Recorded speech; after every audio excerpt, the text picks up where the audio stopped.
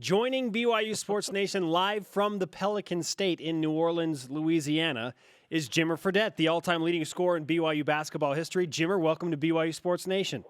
How are you doing? Fantastic. I know you don't get many breaks during a very long, rigorous NBA season, but the All-Star break just happened.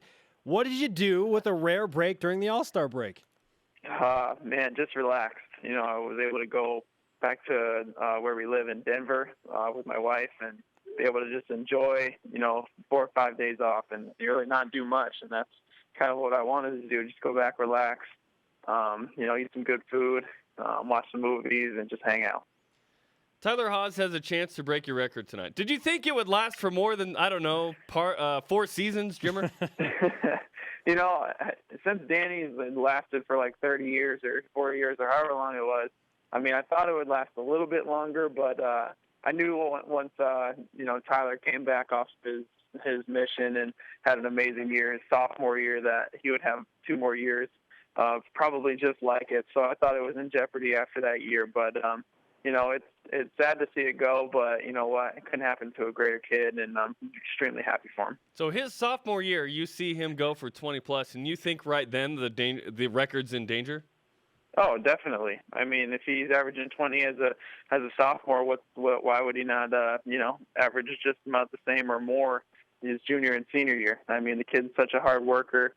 He shoots the ball extremely well. He just knows how to score the basketball, and he's always been consistent. I thought right then, yeah, it definitely could be.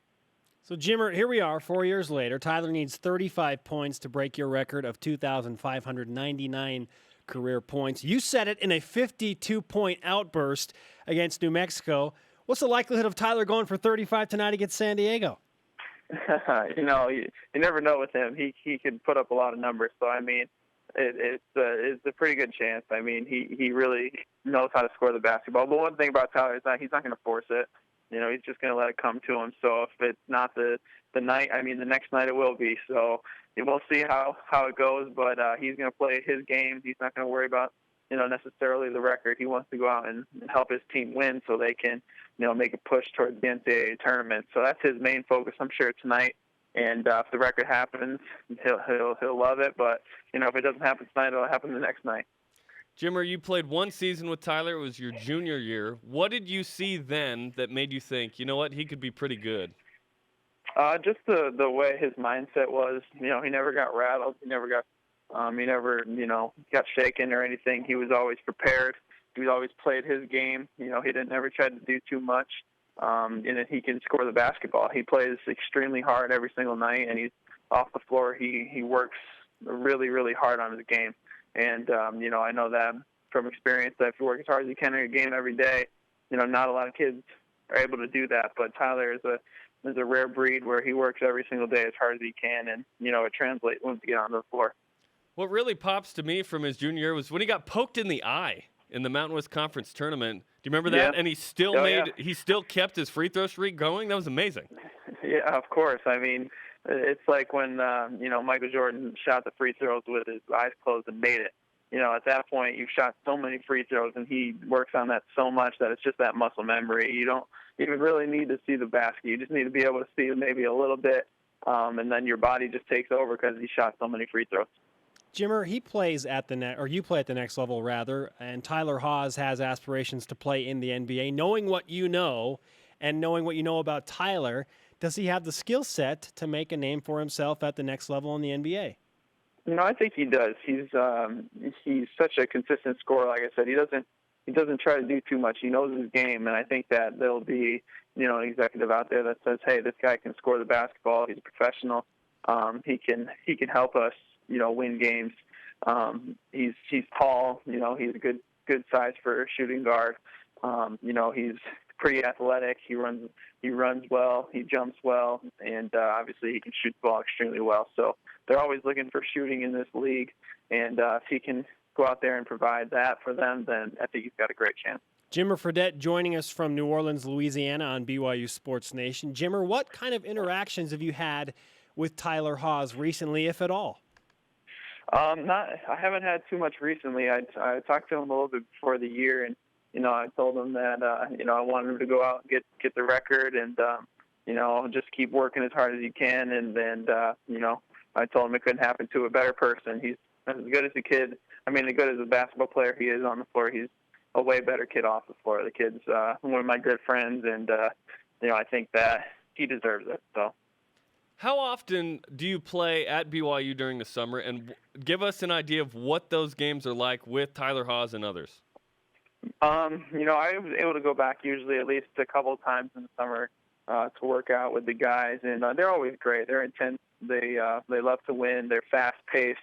Seems like the guys are always in shape, and a lot of times in the summertime I come and I'm not quite as in shape as some of these guys that are doing the running and all that stuff. What? And these guys are just they got them in shape over there all year round.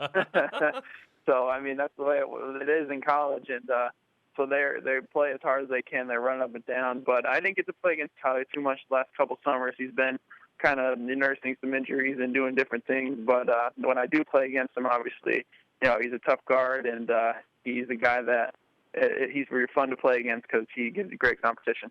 These games are legendary. Apparently, you have other guys that come back, Charles and Trent Playstead and Lee and whatnot. Give me a sense of, okay, the teams have been made, and then who guards you and what that conversation is like when that happens. Like, I want Jimmer? Sometimes guys will, yeah. Sometimes guys will. Like, Frank a lot of times really likes to guard me. Frank Bartley? He loves it. He loves to get out there and take the challenge. And I love that about him. You know what I mean? It's great to be able to go against him because he competes, he works hard, and he tries to get after it. Jimmer Fredette with us on BYU Sports Nation. Jimmer, it was just announced that the Marriott Center would have some major renovations and the new Marriott Center Annex, a.k.a. practice facility. What's that first pickup game going to be like in the brand-new Marriott Center Annex? Man, it's going to be unbelievable. You don't have to worry about people trying to kick you out of the RB. And that happened. That's happened to me and Charles and a lot of different guys plenty of times. It's hard to get gym time, so it's great that they have a facility that they can use just for themselves. And when we come back, we're able to play against them. It's going to be an unbelievable thing for BYU basketball. I know you played a role in getting this started and making it happen. We're in communications. What was your reaction when the announcement was made official that it was actually going to happen? I knew that it was probably going to happen at some point. Coach Rose and everybody over there, Brian Santiago and Tom Homo, all those guys, they were fully in, and they were trying to get this thing done for a long time. So I knew eventually it would happen. I didn't know when, but those guys were full force ahead, knowing that it would improve their basketball program and help them with recruiting and all different types of things. So I knew it was going to happen, but when I did hear it, it was I was just really happy for Coach Rose and the whole basketball organization to have their own facility. I mean, they deserve it. They've worked so hard, and they've built this program to where it is today. What role did you play in the research and development of the annex? Not too much in that. I mean, I talked to a few sponsors or whatever, and told them kind of just my story of why we needed a practice facility, and why it would be important for the BYU basketball going forward, and just the guys in general going forward. And obviously all the people that donated are amazing fans of BYU, and we appreciate them, and we wouldn't be here in the positions that we are able to be in today without the boosters. So we appreciate them very much. Did BYU travel you to Texas to research a little bit and also go to the game and whatnot? It seemed like that was the story from Brian Santiago.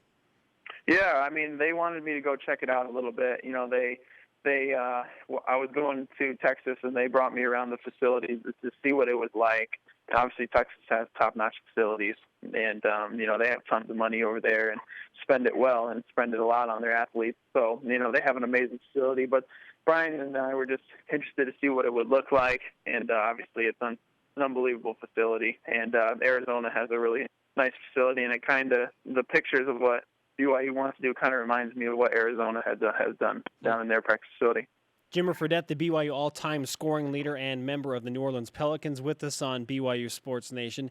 Let's transition now to our conversation yesterday, Jimmer, that Jerem and I had, and that was the greatest five all-time of BYU basketball. And it was kind of sparked because of a social media conversation, but the consensus was Danny Ainge and Jimmer Fredette across every team in the backcourt. Is there another player that you wish you could have played with at some point when you were at BYU? There's a lot of great BYU players.